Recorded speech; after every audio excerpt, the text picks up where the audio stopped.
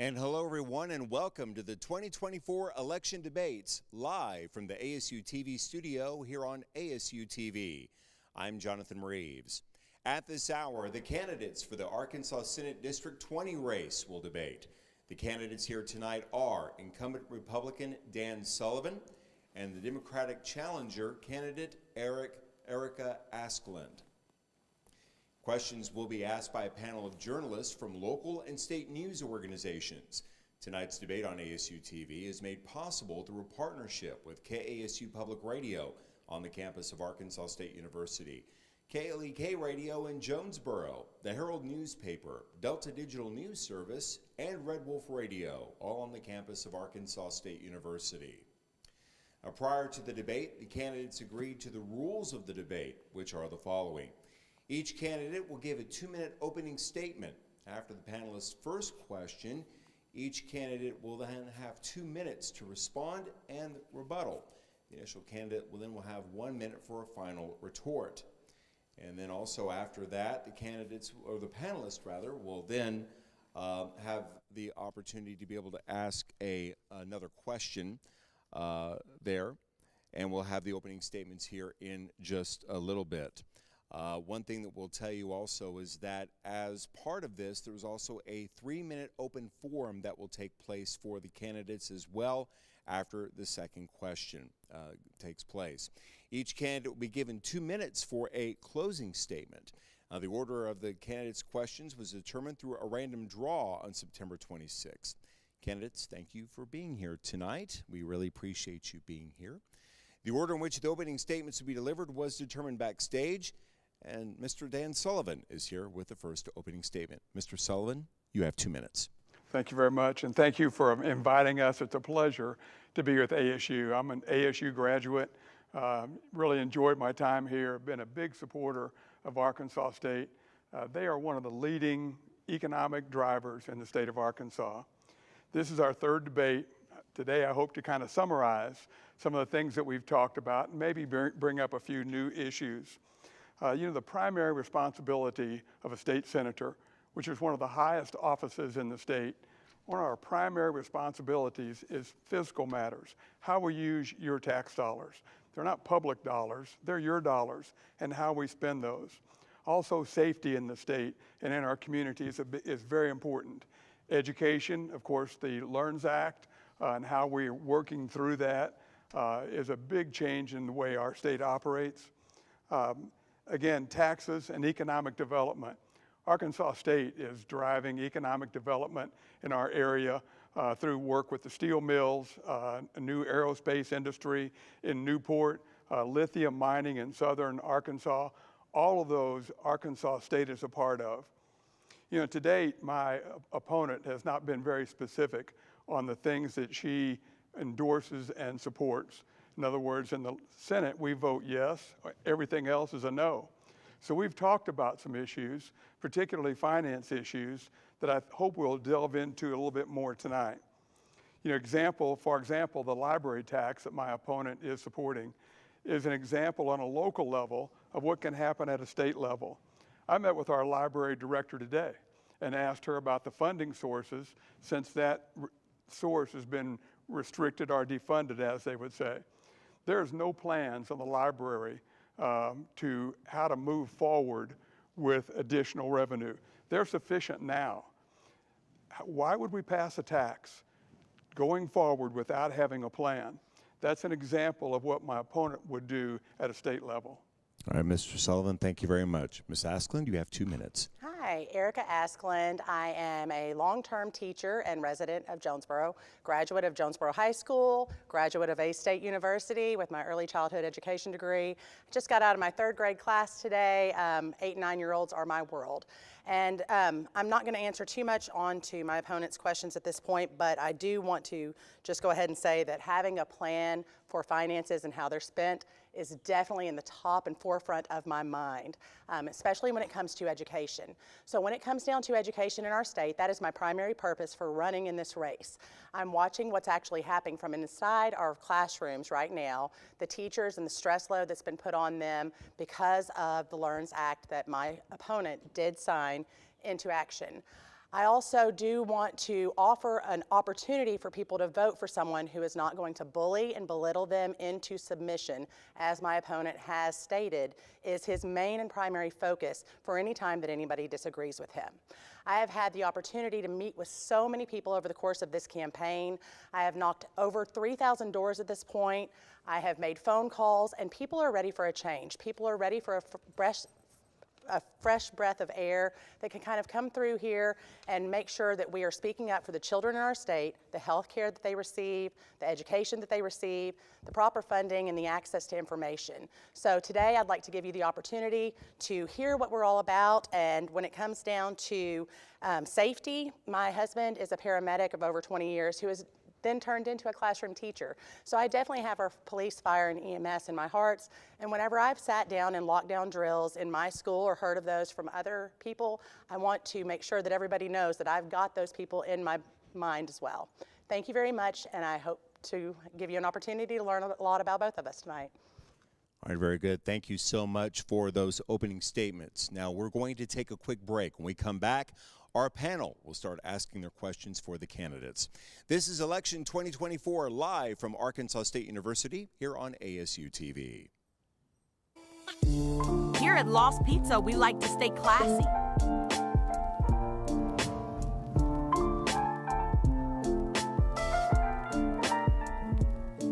But in the kitchen, we take care of business.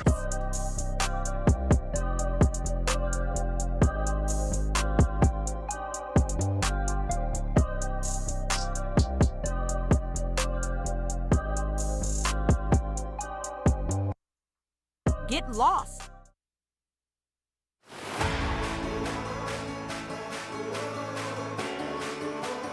I think one of the things I learned at Arkansas State was life is 10% of what happens to you, 90% of how you respond to it, and that's just something that I live by.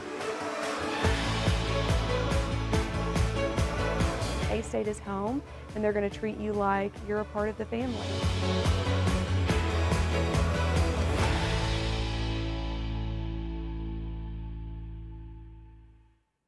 And welcome back to this political debate on ASU TV as part of Election 2024 coverage. Our first panelist tonight is Mr. Leganzi Kale. Kale is the founder and general manager of KLEK 102.5 FM, Jonesboro's first and only black-owned radio station. With extensive experience as a broadcaster, Leganzi is recognized at local, state, and national levels for his dedication to community service. He's passionate about empowering the citizens of Jonesboro through education and entertainment, fostering awareness of current affairs and events. His mission is to build bridges and build communities, ensuring lasting positive change. Mr. Kale, thank you for being here tonight. Your first question goes to Mr. Sullivan. Okay, so we'll start a little bit different tone than we normally do for a debate. So what is one thing you either admire or respect about your opponent? And part two is, what is one thing you actually agree with your opponent on? So what is one thing I So did? part one is, what is something you either admire or respect about your opponent? And part two is, what is something you agree with your opponent on? Well, I think we both have a passion for the people of our community. We agree on what the outcomes might be. We disagree on how to achieve those. I admire all of our teachers. You know, I was a teacher in education for 30 years, in the classroom, in administration. I understand that. It's a hard job. And as she mentioned today, spending the day in a room with third graders, I did that. I understand what that is, and I admire her and appreciate her efforts in that area. But I think, again, the key is not in necessarily what we achieve, but in how we go about achieving it. What are our goals to achieve those? For example, my opponent has said multiple times that she wants to expand Medicaid. I agree. I'd love to have more people on Medicaid. She talks about health care for all. That's a great idea. I agree with her on that. How we achieve that, I don't know. Medicaid is one of the largest expenses in our state, and she wants to expand that population based on a finite amount of money. I don't know how you do that, and she hasn't described how to do that. We both agree that education is important. The LEARNS Act is one of the reasons that the governor proposed that, and I was a strong supporter of that. I think we agree that funding children in lunches is important. I know we agree that mothers and motherhood and children are important in our state. It's why I supported a UAMS, $5 million UAMS program for helping mothers and training mothers in that area. The Democrats all voted against it. So what we agree on is not, we disagree on how to get there. That's a big deal. All right, Mr. Sullivan, thank you very much. Ms. Askeland. Yes, thank you very much, Leganzi. Okay, so one thing that I admire or respect about my opponent is his time in public education. I am a little confused about that time frame, though. It was either 30 or 39 years, but I think some of it must have been during his time as a CEO at Ascent. But I do admire your ability to work with other people when you are in regards to children.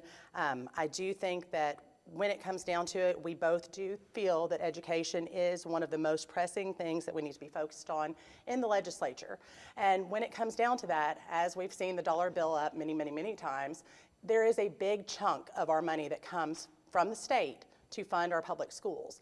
So we do have some disagreements, as he said, so I do agree with that, about how that should be spent and where that money should be going. I admire the fact that he works alongside with people that align with his issues, and he works diligently. He will not bend or sway or release any loyalty to them.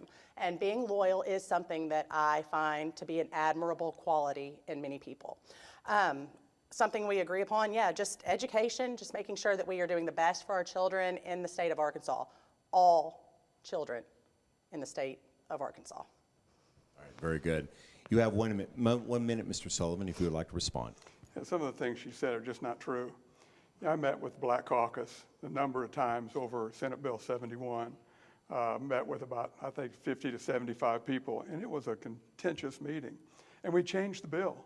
I met with the Library Association when we ran Act 372 and made multiple changes to that bill with people that I disagreed with, but they had a valid point. So for my opponent to say I'm a bully and I don't talk to people or work with people is just factually incorrect. And you'll notice as she talks, she makes generalized statements. She has no facts to back some of the things up. In fact, the statement she just made, I want to see a budget and I want to work within a budget plan, she's supporting a library tax, and there is no plan. Dean McDonald is running that tax and pushing it forward as a progressive member of the Progressive Party. They're pushing that forward with no plan at all, and you can ask the library director about that. All right, thank you very much. We appreciate that, both of you. Now, Mr. Kale, your next question goes to both candidates. This will be a 3-minute open forum. With the rise of affordable housing shortages across the state, what steps will you take to ensure that District 20 has access to safe, affordable housing options, and how will you support low-income families and individuals facing housing insecurity? This is an open forum. All right, well, on that, I would really like to be able to offer an incentive for first-time home buyers. So this is something that is near and dear to me. I was unable to buy my first home until I was 27 years old. I was a teen mother, gave birth at 17 years old, just 2 weeks short of my high school graduation. So during that period of time, whenever I started attending A-State, looking for housing was really challenging for me. So having an incentive to where we could have something that would give people like me, young mothers across the state of Arkansas, a leg up so they can have affordable housing. Renting is too much, and if we do what my opponent proposes under Governor Sanders, which is to go to a 0% income tax rate, we will have to increase our sales tax, we will have to increase our property tax, and when it comes down to that, the people that are going to hurt most are those in the middle and lower earners of our state. So she didn't put a price tag on that. If it's state money, and you're going to have a plan to have affordable housing supported by the state, one has to say we're going to put $1 million in it, $10 million in it.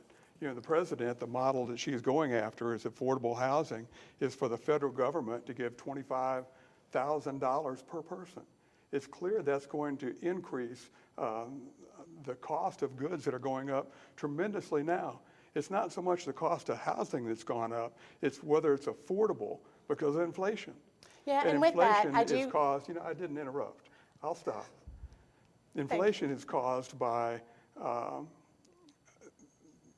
that's the solution to is creating jobs. And we get more jobs, which A-State is working towards, more high-paying jobs that make it affordable. It's just not affordable now because of inflation.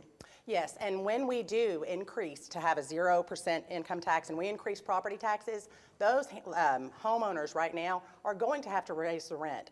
We already have no renters' rights that can be spoken of in our state, and that is abysmal. When it comes down to renters' rights here in our state, we have got to do better. It takes so much to be able to purchase that first home. We need to incentivize that. And when we're looking at college students and saying we want to give them a leg up, but then they get out and they're facing $1,200, $1,300 a month in rent, and they have the rising rates of the homeowners that are here. They're doing that, and we want to propose a 0% income tax in our state. It's not going to cut it. Where's the money going to come from, Dan? Well, easy. There's a difference between property tax and income tax.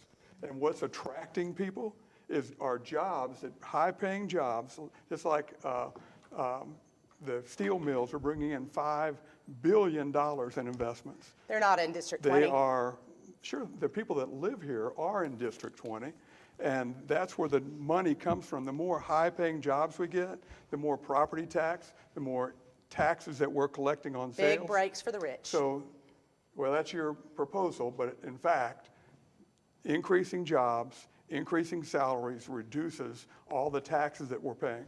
All right, thank you very much. We appreciate that. We're going to take another quick break. We'll continue with this debate for the Arkansas Senate District 20 race. This is Election 2024 coverage live from Arkansas State University here on ASU TV. For over 25 years, Papa Cella's Pizza Chef has been serving up flavors that keep you coming back for more. With 19 gourmet pizzas, 6 fresh salads, 10 mouth-watering subs, and our famous handmade calzone, there's something for everyone. And we're growing our team. Papa Cella's Pizza Chef, over 25 years of great food, great people, and now, great opportunities for you. Students should watch ASU TV just to see the creativity that a college student can get. The creativity that some of these students have is truly amazing.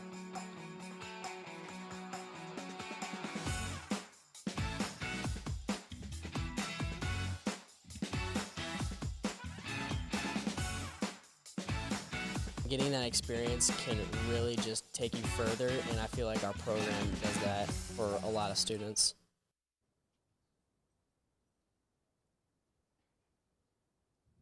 And welcome back to tonight's political debate on ASU TV as part of Election 2024 political coverage.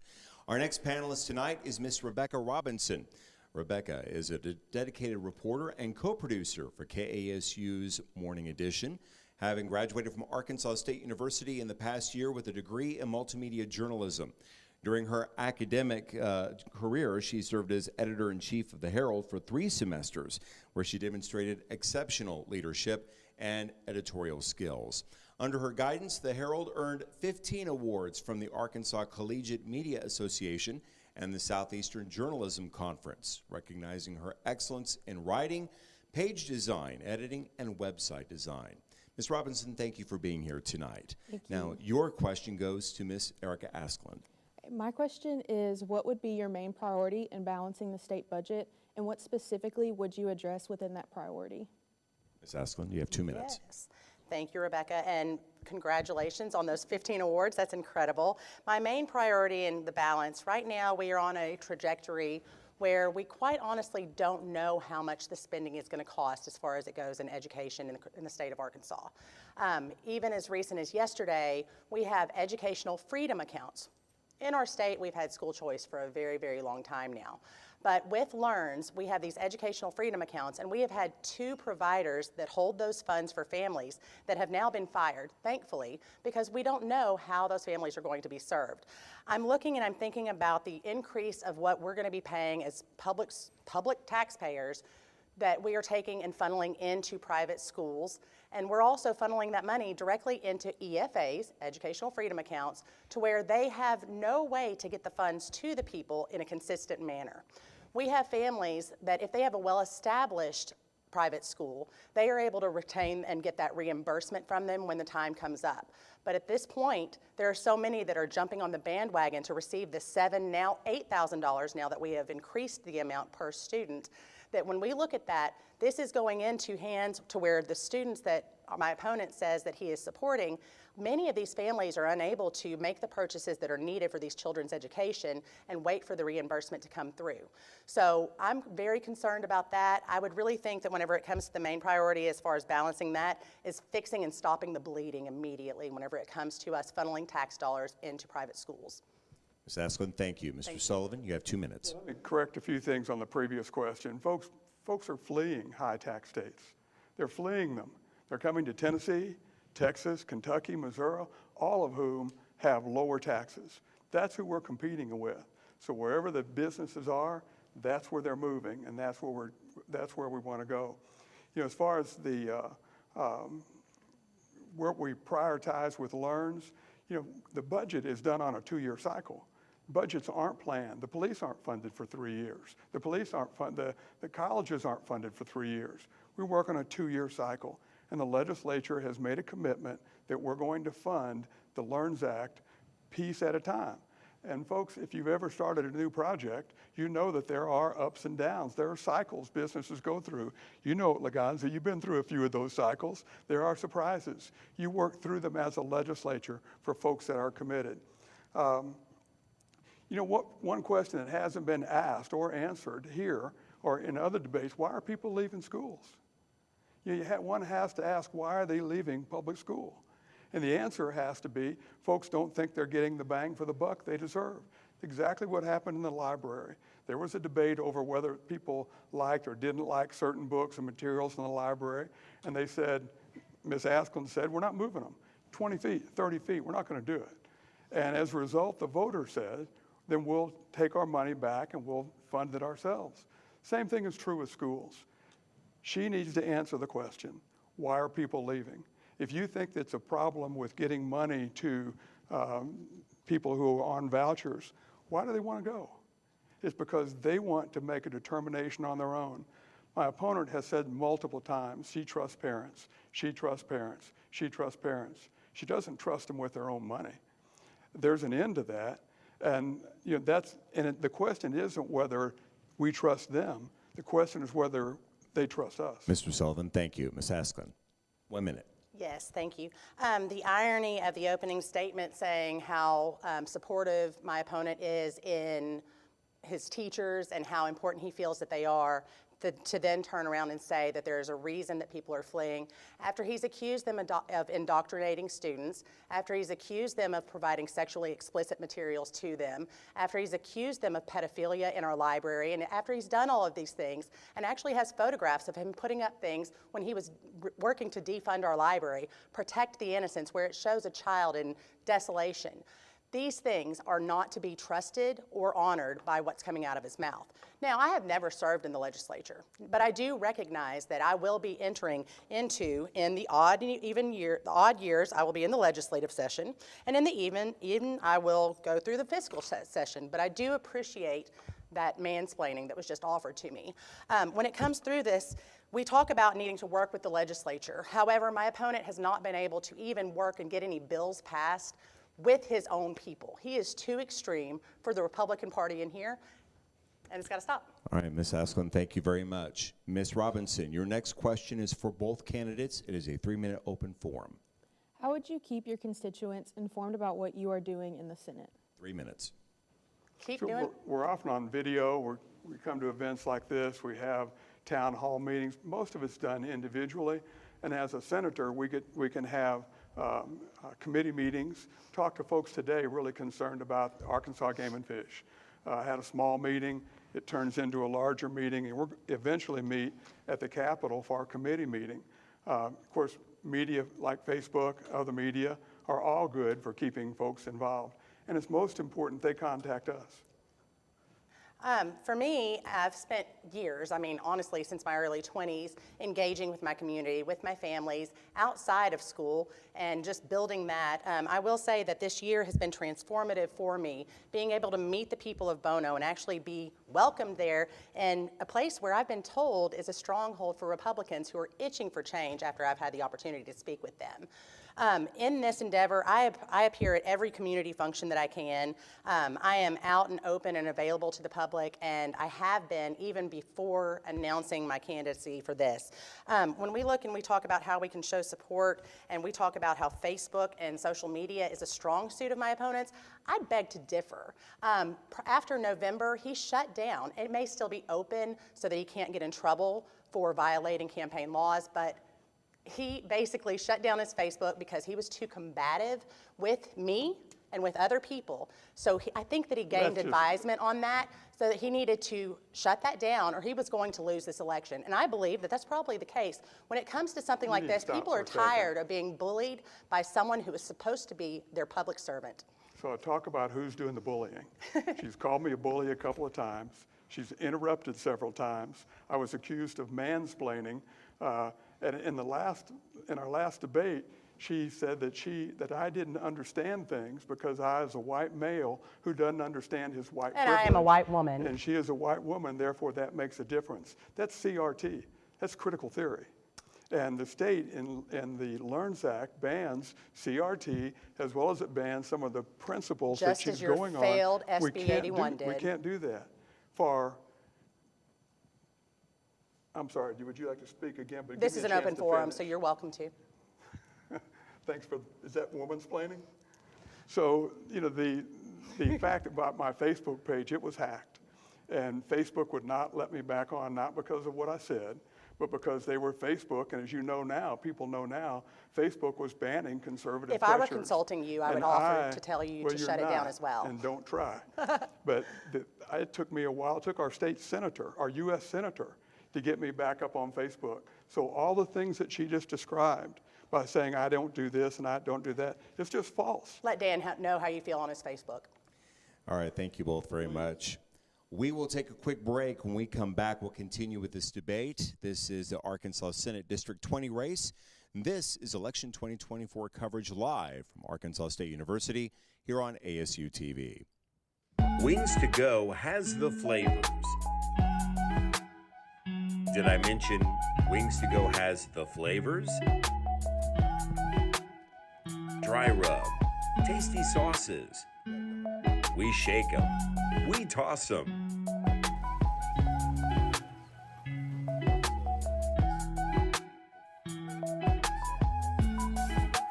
Get Wings to Go. Red Wolf Radio is a student-led organization at Arkansas State University wanting to hear your takes on pop culture, music, the news, and college life.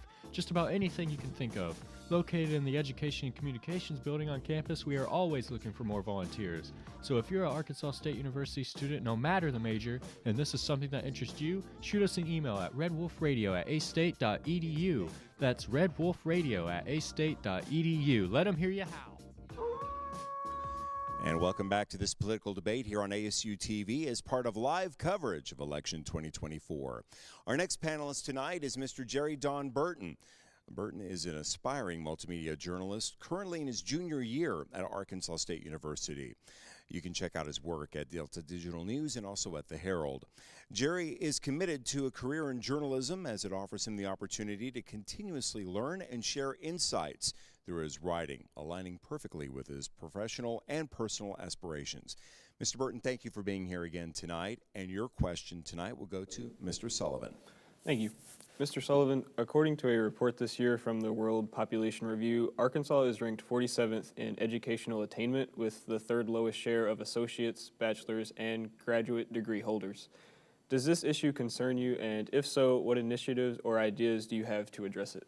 Of course, all issues concern us, and they come to us because people such as yourself bring them to us and say, you know, we're concerned about this. So was education a part of that? Yes. So we're like 4/5 in teacher salaries. And we're not going to turn that over in 1 year. It's going to take multiple years. That's the whole purpose behind LEARNS. And who asked us to do that? The people. The people were the ones that said, we would like school choice. We've been on the bottom long enough with Democrats in charge. And it's time to change that dynamic. And one of the things that conservatives and Republicans and Democrats alike said, we would like school choice. Now, Erica can say we've had school choice for a long time. It was school choice with the state's dollars. So the state chose what you wanted, and you went to a state school with state dollars. As far as what was the other, health, maternal health, you know, for maternal health, you know, we are at the bottom. And, you know, I had a bill that the one she's referring to that failed at the last step that brought everybody equal. You know, we currently have a women and minority health group. And that women and minority health group, one would think with the name, it would be based on your financial conditions or what ethnic group you are. But when I asked the commission, they said, we don't do that. We base help on need and merit. And that's the whole emphasis behind what you hear about DEI and hiring people on different things. You know, DEI is discrimination. It clearly is. And people admit that it is. They just justify it. Well, the commissions that we have are going to distribute state funds based on what your need is and based on what your merit is. Those are good things to happen. I want to make one comment and go back and talk about rent laws. We have rent laws. I talked to a lady today who said the state doesn't have rent laws. And I said, well, did you sign a contract? She said, yes. I said, that's the rent law. Mr. Don't Sullivan, sign it if you don't like it. Mr. Sullivan, thank you so much for your time. Ms. Askeland, you have 2 minutes. Yes, thank you, Jerry.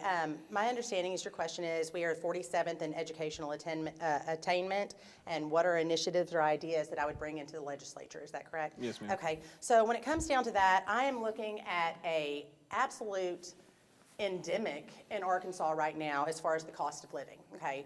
We are looking at this, and students are graduating from high school, some of them having to really stretch themselves thin with the 75 hours of community service that are required. That works really well for people that have the family farms and things of that nature, but it doesn't work so well for those that are struggling to find transportation for themselves to get to their own workplace. So when we're looking at this and we're thinking about going into a college, because we do have record numbers of enrollment, but being able to complete those degrees is often challenging because people cannot afford to put food on their table. We are the most food insecure state in the entire nation. And if we are making big tax breaks and we're not taking care of our people, then there is a major problem in the shifting of priorities that we need to fix. We have not been under a Democratic leadership in quite some time, so that is a mistaken thing. We have a supermajority. There are many things that could have been attained and fixed through this with the General Assembly that we have right now and under Sarah Huckabee Sanders as well as Asa Hutchinson. But even within the own party, as soon as Asa Hutchinson didn't bow down to the whims of the most extreme in that party, he was called a rhino, Republican in name only, and he was shifted out. I'm looking at this and I'm thinking that when we're looking at 47th in educational attainment, we have got to make it easier for people to have housing. We've got to make it easier for people to put food on their table, or they're not going to be able to stay into their classroom, into their classes and their studies. They're going to have to quit and drop out so that they can provide for themselves and survive. Thank you for the question. All right, Ms. Askeland, thank you. And you have 1 minute, Mr. Sullivan. Yeah, thank you. So, you know, the LEARNS Act takes care of a lot of what you're talking about. That's the plan. The plan says you won't get out of 3rd grade until you have mastered the basic reading and writing skills. And if you do move on, then you will have a plan that helps you move on forward. You know, ASU is really working hard and doing a great job with working with career skills. And a big part of the LEARNS Act is blurring the line between junior high, senior high, and higher ed and a career. They're blurring those lines. Traditionally, there's been a straight line. You got out of here and you went to there. You got out of here and you went to there. You went back. We're blurring those lines, and I've met with the chancellor multiple times, and they've got a great plan on doing that. They're already working with multiple industries, not only the steel industry, but many manufacturers in our area where you can get concurrent credit, huge deal, concurrent credit while you're in high school, not just for your academics, but for your work in a career. Those are big things, and they're going to change. All right, Mr. Sullivan, thank you very much. Mr. Burton, this next question is for all candidates. It is a 3-minute open forum. Okay, so for my follow-up, the Herald reached out to the A-State student body to send in their questions for the debate. Speak up a little bit, please. I'm sorry. For my follow-up, the Herald reached out to the A-State student body to send in their questions for the debate. Tamara Dawson from Jonesboro asks, what are your plans to address climate change at the state level, and how will you encourage sustainability efforts? Well, you know, we have fields of to produce energy. We're not releasing our energy in very safe ways, and I think Arkansas leads the way. You know, who is most concerned about climate change is our farmers, and farming is the leading industry here in Northeast Arkansas, leading industry in the state, and we're one of the national leaders in the farming community. So I take a lot of what I promote for climate change through the professionals who are in that. You know, we hear a lot from librarians, we hear a lot from school teachers. I'm the professional. Well, the farmers are the professional in this. Let's listen to them and take our cues from what they're doing. I absolutely agree. Listening to people when you are not the expert in a field that you have spent your life doing is exactly what this job is. I've had the opportunity to speak to many farmers in the area. They are concerned. They're concerned about when we have wrecks on the highway, how we can reduce the burning, but they're trying to figure out how to make their ends meet too. So I definitely feel that we need to have good conversations that can lead to positive change here. When it comes to sustainability for climate change, we will, and I know that we are on the path to be able to have more electric vehicles and things of that nature, more solar energy, more wind energy, and we have to invest in those things for our future. We have to. It's not going to be a quick change. It is going to be over the period of it's going to be a long period of time, but we need to make those changes in the very near future and start ramping into that and incentivizing companies that are willing to do that. You know, we have a state budget. I don't have the map right here, that layout, but a certain percentage of our dollar, like 50%, over 50% goes to education. About 30% goes to DHS. That leaves about 20% that goes to other areas, prisons, police. Very little, you know, my opponent doesn't talk about is where do you get the money for all of this? Yes, we need to make steps in climate change. Yes, we need to make change in education. You know, she talks often about fully funded schools. What is that? 60%, 70%? Where does the money come from? Where does the money come from? So we keep talking about that, yet we're taking public tax dollars, and now we are putting them into unaccountable private schools, and we are also doing that in a way where they no longer have to comply with FOIA, Freedom of Information Act. So when it comes down to that, you're looking, and you may have legislators that are sitting there in that supermajority right now making rules for you with no public input because we have voter suppression in our state. We have no ability to get things on the onto petitions and actually on the ballot for people to vote on because they voted to have it to go from 15 counties that we need to register for into 50, which is almost unachievable. You know, that's so the DEI people are not having their voices when heard. You have someone Regnant, saying, populist, let's elect me do better. Because we're in the minority. That's what she's saying. Put me in office. People don't buy into our platform. platform. Because I'm accustomed to work, Dan. People don't buy into our platform. The people wanted school choice. So when she makes the statement, how do we get there? That's how we got there. The people wanted it. All right, thank you both very much. We appreciate that. We're going to take another quick break. When we come back, we'll have another question as we'll continue with the Arkansas Senate District 20 race. This is Election 2024 coverage live from Arkansas State University here on ASU TV.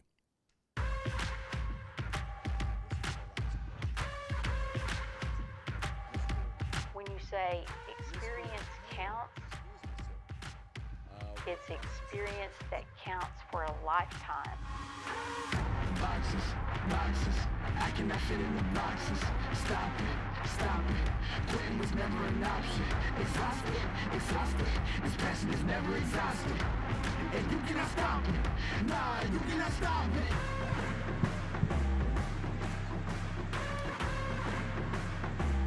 Quitting was never an option. And you cannot stop it, nah, you cannot stop it.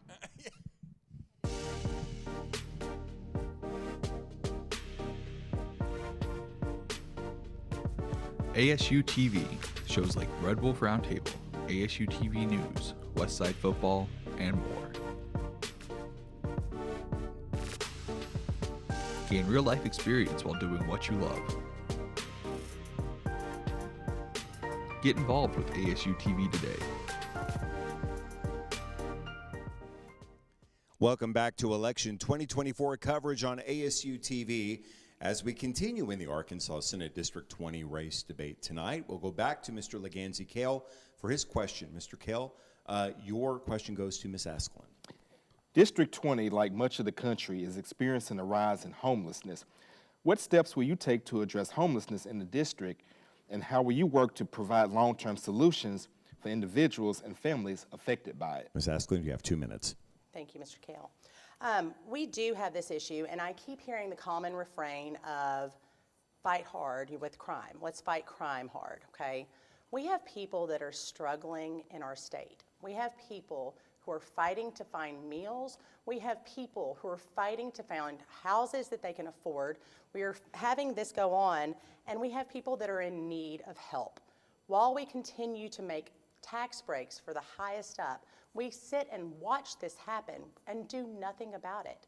I would really like to have further conversations with the mayors of both Jonesboro and Bono, and then our county judge as well, to see what the plans are, because continuing to demonize these people that are already in dire straits is not the way that I plan to represent you for the next 4 years. When I look at this situation, we need to not count upon food banks and other just donations from churches when we have a surplus in our state that could be used rather than tax breaks and giving these subsidies for private school education into these to where we could have shelters that could offer housing for people while they're going through traumatic times. We need to do better by the people of District 20. We don't need to treat people as pariahs. These are human beings. They are people that reside in our state and have chosen Arkansas as a home, and we have a duty to represent them and come up with solutions rather than just pointing at them and saying that there are problems. All right, Ms. Askeland, thank you. Mr. Sullivan, you have 2 minutes. Yeah, the question really hinges on what's sustainable. You know, my opponent says the government implies that the government will give money for housing and food. The government will do all of that. That's not sustainable. She also said today, just now, that we have millions of dollars in surplus. Not true. Those surpluses all ended. If you were watching the hearings, budget hearings yesterday and day before, they said the day of multi-million-dollar surpluses are over. We've got to project what we're going to do. And again, you look what her philosophy is about projecting and what mine is. Her philosophy is based just like the library. Let's raise the taxes and then we'll figure out what to do with it. That's not sustainable. It's not sustainable to help our homeless and help our jobless and help our poor. It's not sustainable for the government to do that.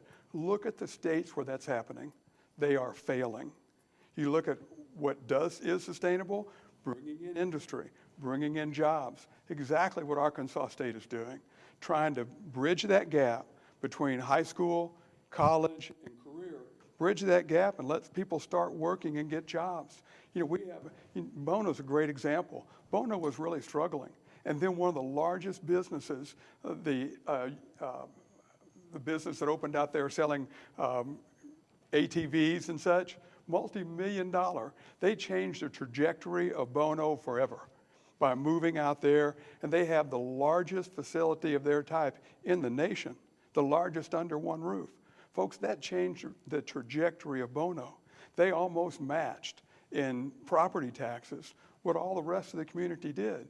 And guess what followed? People moved out there. A restaurant moved out there. People wanted a home near where they had to work. Now, if you want to help people in a short term, provide funding for that, okay, how much? What do you stop? What do you take money from to do? And the idea that we're taking money from the rich, you put a lot in, you get a lot out. Mr. Sullivan, thank you. Thank you very much. We appreciate that. Ms. Askeland, you have 1 minute for response. Yes. So this is a very clear contrast between myself and my opponent.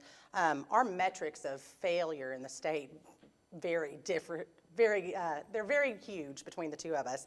I have not been in the committee hearings the past 2 days because I've been in my classroom. So I have worked for over a year teaching full-time, having 3 children still at home, 3 adult children as well, and campaigning full-time, and I still had time to go beyond just that business in Bono and speak to the residents there.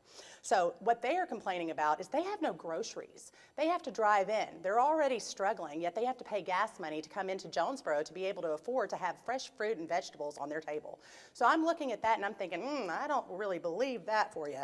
We're looking and we're saying that we have this ATV, and we've seen plenty of posts promoting those big businesses. And once again, where's the money going to come from? We keep looking at this, and yes, it's great to build industry in the state of Arkansas, but not at the hands and the cost of the lives of Arkansans, who we are aiming to serve. Thank you. All right, thank you very much. We appreciate that. Mr. Kell, this is going to be your final question, and this will be the final question for the night. This question goes to all candidates. It is a 3-minute open forum. With so many diverse needs in District 20, how will you prioritize the most pressing issues, and what criteria will you use to ensure that the voices of all constituents, especially those from underrepresented communities, are addressed in your decision making? Open forum, 3 minutes. Absolutely. Okay, so SB 81, the one that failed that my opponent put forth, it did not specifically identify veterans as being somebody that would be an underrepresented group in his attacks. But it's my turn, thank you. There were different. Contradicts what you're saying. From the Secretary of Veterans Affairs that says SB 81 did not impact veterans at all. There's the letter. Okay, so now that that's over, so when we're looking at that, thank you, sir. So we're looking at the diverse needs here. The answer is not ridding ourselves of affirmative action. Affirmative action has been here for a very long time, and those words were stricken from anything related to the bill that my opponent proposed. When it came down to it, we're looking at it and we're getting rid of words like civil rights. Civil rights, many of our grandparents died. Many of our great-grandparents died trying to get the rights that my opponent is trying to rid us of in the state of Arkansas. We're looking at this, and we are going through in the diverse needs of our population. We have a heavy Hispanic population. We have a heavy Black population. We need to merge that together. I feel as though I have the ability to bridge that gap, that we've had a very vast ocean between him and them for a long time now. And we also have the paperwork that does have no dates on it at all, but then it was submitted by the people that are also making it to where it's harder and harder to vote in our state. We have had at least 4 ballot proposals that we've had forward where we have met and exceeded the amount of signatures that are needed, and we have not been, we've been thwarted at every moment to do that, and we need to have this going on, and this is the way that you can expect to be treated for the next 4 years. He's done this in 2. See what happens in 4. Continues to talk over me. Mr. David Peacock, who is the CEO of one of the most successful businesses in the state, the nation, High Troll. Mr. Peacock, when they asked him about diversity, how does he do diversity, equity, inclusion? Mr. Peacock says, High Troll lives on merit. By that I mean we strive to create an environment where the best and brightest want to be. He is one of the most successful businesses, not in Jonesboro, in the state and in the nation. If that's his philosophy, I think it works. So how do we bring people together? By merit, by hiring and working with people that bring the best. That's what the taxpayers expect. It's exactly why in education, the taxpayers said we want choice. It's exactly why the when you have school consolidation that shuts down schools where we have the most diverse populations in our state, and their schools are consolidated, they can no longer live there. We are not meeting the needs and prioritizing the issues for the diverse needs of Arkansans. Well, again, Mr. Peacock has the idea. And you look where DEI is impacted, big businesses are dropping out as fast as they can. It doesn't work. All right, thank you very much. We appreciate that. We'll take a break. When we come back, we'll have closing statements in tonight's political debate, as this is Election 2024 coverage live on ASU TV. Students should watch ASU TV just to see the creativity that a college student can get. The creativity that some of these students have is truly amazing.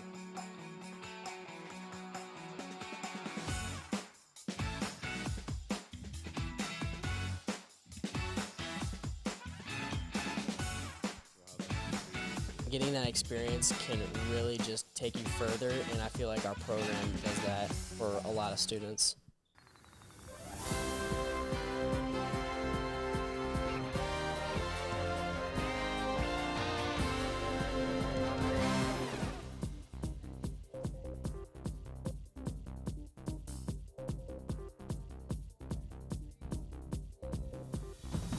And welcome back to ASU TV for tonight's live political debate for the Arkansas Senate District 20 race. It has now come to that point in the broadcast where we're going to now go to the closing statements. And our first closing statement tonight comes from Mr. Dan Sullivan. Thank you. And again, it's been a pleasure to be here tonight, and I appreciate the opportunity to discuss these issues that are critical for our state moving forward. You know, we've talked a lot, or I guess very little, about whether the people trust us as your senator to lead the way with your money. You know, I've got here a picture of Miss Askeland, who is campaigning from her classroom. It very clearly says that. It has her logo up here, and she's campaigning against the LEARNS Act from her classroom. I called the superintendent. I asked him about that. It turns out that the attorney for the district is also the attorney for the library, is also partially funding her campaign. The school district says nothing to see here. State law says differently. Teacher licensure law says differently. So when she talks about how she is, I'm a bully and I'm a bad guy and I'm treating people terribly, is this the kind of person you want up front making decisions? You want your teachers campaigning from the classroom? Is that what we want to see? Also, the issues of safety are huge in Jonesboro. We passed legislation that said if you commit a violent felony with a firearm, you don't get out early. No parole. And Ms. Askeland can't take a position on that. She says, I support people, but what does that mean? Taking them donuts? How do you actually support the police? If we're going to let violent offenders out and let them roam our communities, who's most likely to get hurt? The first responders. But she doesn't talk about that. You know, these cultural issues have been huge. Biological males playing biological females in sports, huge nationally. My opponent says it's really not a big issue. We had an instance in our second debate, I think, where she and her folks actually laughed and kind of giggled when I brought up an incident of a biological male spending the night with biological females in high school. And they laughed and thought it was funny. I don't know if they didn't think it happened or they just disagree. But folks, it's not funny to people. Those cultural issues are huge, and we're voting on them. Mr. Sullivan, thank you very much. And Ms. Askeland, 2 minutes for your closing statement. Yes. Thank you all for providing the space. Thank you, panelists. You've done a wonderful job getting really meaningful conversations going here up today. I will say that it is absolutely ironic to me that my opponent chose to bring up FOIA in his closing statement, because when it comes down to it, we are looking at freedom of information that he himself wants to exempt our own governor from. He wants to exempt private schools from, yet he is willing to go ahead and weaponize it against me. He wants to go ahead and attack the lawyer for the local library, in which he had a part in reducing the mill for. He himself is going through and name-dropping specific people in an effort to get his few followers to go ahead and support him. Once again, I'd like to ask, just like I did in the summer of 21 at our library, is that a threat when you and your buddy decided to get up and say, if you don't remove these books, which is a violation of our First Amendment rights, just know that we have the most conservative legislature in the history of Arkansas. I don't like name calling, but when I see a spade, I call it a spade. We have a bullying issue here. We have people who refuse to even call this man because they know that he will not do anything. And when he does, he name drops like he just did to a very prominent lawyer that has been by the book. Pictures that were taken at my school, I am an educator. I am a very proud educator that has been extremely transparent, and I plan to continue to be transparent regardless of what the laws are related to FOIA. If you have a question, believe me, you will get an honest answer. When we look at this, we're looking at the copy and paste bills that we're seeing nationwide. They don't fit the needs of Arkansans. This November, I am more than just a choice. I am a person that will fight for you every single day. I will be out in the streets, I will be walking with you, and I will help you take care of your needs. Thank you. Ms. Askeland, thank you. Mr. Sullivan, thank you. We appreciate you both for being here tonight and being part of this debate. So that'll do it for tonight. Now you can watch these debates on demand on the ASU TV YouTube channel. Subscribe to the channel where you will get notified about live ASU TV programming, including next week's debate involving the candidates for Jonesboro mayor. Again, thanks to our candidates, our panelists, the audience here in the ASU TV studio, and you watching at home. And thanks to the ASU TV production crew working behind the scenes to put this debate on the air together. They've been doing a fantastic job. Also thanks to KASU Public Radio, KLEK, The Herald, Delta Digital News, and Red Wolf Radio. Just a reminder, Election Day is Tuesday, November 5th. Thank you for joining us, and have a good night. Here at Lost Pizza, we like to stay classy.